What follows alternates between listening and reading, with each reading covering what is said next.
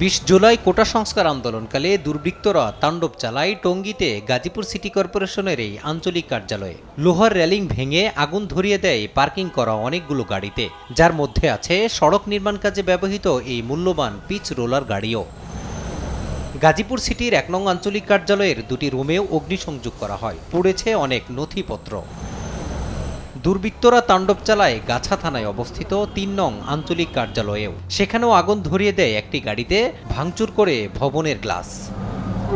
সাধারণ শিক্ষার্থীদের আড়ালে দুর্বৃত্তরা এসব তাণ্ডবে অংশ নেয়, হামলা করে মেয়রের বাসাতেও, বলছেন গাজীপুর সিটির প্যানেল মেয়র মাসুদুল হাসান বিল্লাল। আমাদের সিটি কর্পোরেশনের আঞ্চলিক কার্যালয় 1 এবং 3-এ হামলা হয়েছে, ভাঙচুর করা হয়েছে, অগ্নিসংযোগ করা হয়েছে, অর্ধশতাধিক গাড়িতে অগ্নিসংযোগ করা হয়েছে। আমাদের 2 জন কাউন্সিলর কার্যালয়ও ভাঙচুর করা হয়েছে, অগ্নিসংযোগ করা হয়েছে। মাননীয় মেয়র মহোদয়ের বাসভবনে ভাঙচুর করা হয়েছে, লুটপাট করা হয়েছে, অগ্নিসংযোগ করা হয়েছে, মেয়র মহোদয়কে হত্যার চেষ্টা করা হয়েছে। আমরা ধারণা করছি আনুমানিক 200 কোটি টাকার পরিমাণ ক্ষতি সাধিত হয়েছে গাজীপুর সিটি কর্পোরেশন। নগর ভবনকে হামলা, সেখানে জনগণের সম্পদকে ধ্বংস করা হয়েছে, নষ্ট করা হয়েছে। সিটি কর্পোরেশনের সম্পদ নষ্ট করা হয়েছে, এটা রাষ্ট্রের সম্পদ।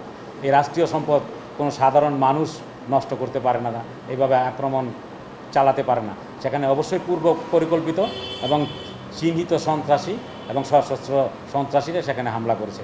অপরাধীদের শাস্তির আওতায় আনতে এরই মধ্যে মামলা হয়েছে বলেও জানান তিনি।